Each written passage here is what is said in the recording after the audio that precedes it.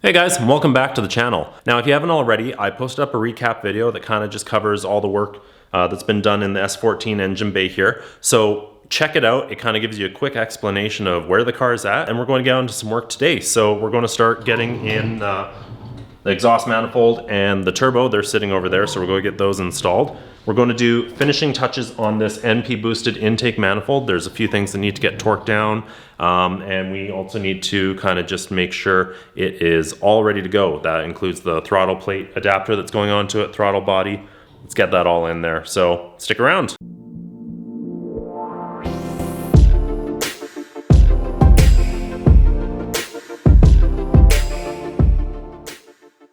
So when I bought the car, it came with a Tomei exhaust manifold that was already wrapped with the heat wrap. That tape though, I mean, it had probably been on there for years and it was just, it was falling apart. So make sure if you're going to clean that stuff off, put on a mask. It's really bad for your lungs. But anyways, what I did was I went through, I cleaned up that exhaust manifold. It's all ready to go back into the car. I've got the exhaust manifold all cleaned up here. You can actually still see marks from where that tape was on there. I'm not too worried. I can clean up a bit when it's back in the car. Everything's prepped. We got this old exhaust gasket that's going to come off. And then we've got the brand new Tomei gasket that's going to go on.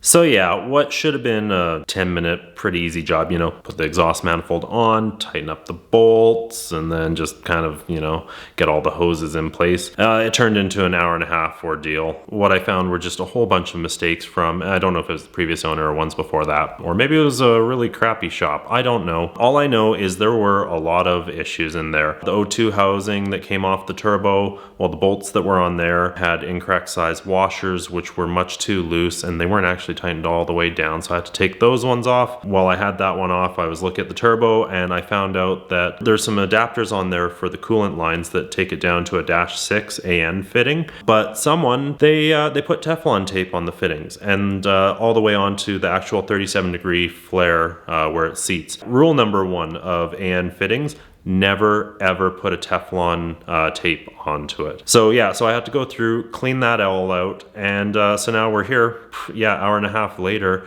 and I finally have the exhaust manifold on. It's all good though. We got the manifold there, and we are going to move on. So all the coolant lines are run, got some rags stuffed into the turbo just to keep stuff from falling into it right now. There's an oil line down there. You can kind of see the banjo fitting. That's going to still need to get put onto the block, but I need to get under the car to do that one. So I'll do that a bit later. Anyways, we're going to go to this coolant neck right here. And I've got this spacer down in there, that black spacer, that there is so I can put a 1/8 NPT sensor onto the coolant system. And that's just because over on this side, I have that inline thermostat, but I no longer have a coolant sensor housing. So I have decided to move it over to here. And yeah, so what I need to do, I need to pull this coolant neck off, and I need to put a gasket onto the mating surfaces there. So you can see on the adapter plate here, there's a few little channels, and all you're going to do is put your gasket maker into those channels and then bolt it back up. So we got that plate installed back in there, adapter, whatever you want to call it, and you can also see I've threaded on the AEM coolant temperature sensor, so that's all in place. You can see a bit of the gasket maker there, that blue that's kind of seeping out, that's okay. It's got a good seal, going to let that dry, and we are going to move on. So the next thing was to install the belts on here. So these are the Phase 2 Motorsport belts right there. And I don't have an air conditioning compressor here, so no need for that one. And this one's quite interesting. So the power steering pulley that I have, it's actually for a 4-rib. Whereas down here, this is only for 3. So I'm going to kind of look into this and find out why that was. You know, this was installed on the car when I purchased it, so I don't really know too much about why it has 4 grooves on it, but you know what? We'll find out. Anyways, when you're doing the power steering pump, just for anyone who doesn't know, there is a bolt right down in here. It's hard to see, but you use that to loosen it off so that you can pivot the pump and get the belt on. But the other thing is, even after you've loosened that one off, and there's another bolt down here that goes with that, there's one more, and it's right back in here. And so these holes in the pulley are actually so you can put a 12 socket right through there, loosen this one off, and then you're able to pivot the whole unit down, slip the belt on, and then tighten it back up. So the next thing we're going to work on is the fuel pressure regulator over here. As you can see, there's still a 1/8 MPT opening right there, and that's going to be for this brand new radium fuel pressure gauge. So it's a pretty simple thing to install. Just make sure you use either some thread sealer on there or some Teflon tape. I know the internet's a bit divided, but I've seen both methods work just fine. Once again, it's an MPT fitting. This is where you're supposed to use thread sealers, where you're supposed to use Teflon tapes, unlike those AN fittings that were down here. So I kept thinking about those Teflon tape fittings, and I decided to actually take the exhaust manifold and the turbo back off of the car. So nice big gap right there, and over here sits the turbo, and I decided while I was at it I would take off those fittings that were on there, because I'd cleaned the Teflon tape off of one of them, but I decided to pull off another one of them, and I'm just going to show you what I found. So right down here are a bunch of the fittings off the car, and this is the one in particular that came right off the turbo. Those threads there also had Teflon tape on them, and that Teflon tape actually got gummed up inside the turbo. And here's the other one I was talking about. This is the Teflon sitting right on the actual 37-degree flare. This is not how you seal it. You know, on this side, the mating surface is actually this gasket here, not those threads. And on this side, it is that 37-degree flare surface. You do not want anything impeding that. So some other fittings that also had Teflon tape on them.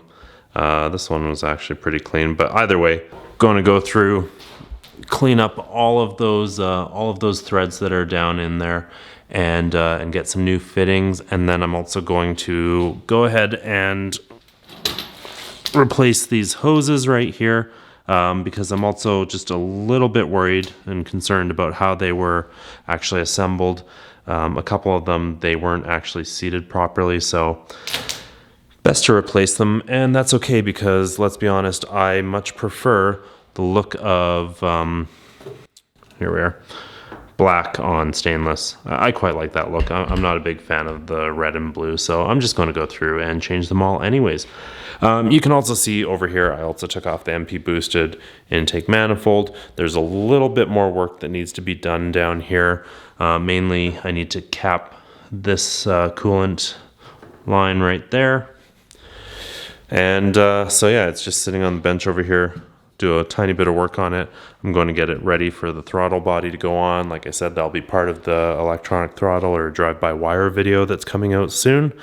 But yeah, so I think I'm going to end it off here today. I'd hoped to get a little bit more done on the car today, but unfortunately what was supposed to be a 10-minute task, just, you know, putting the manifold back on and the turbo back on, turned into a bit more of a research project where I found a lot more issues with the car than I had hoped. It's kind of one of those things that happens when you buy a used car that has not a sketchy background, but questionable work done on it. So once again, I'm not sure if it was the previous owner or if it was a shop. I'm not going to blame anyone. I'm just going to get it all fixed up. So stick around, because in the next video, obviously I'm going to have a few new fittings on there, and hopefully I'll have that exhaust manifold back onto the car, and then I can get on to that electronic throttle. If you haven't already, please give this channel a like and a subscribe if you want to keep seeing more of these videos. I'm going to be posting a lot more in the next few days, so stick around.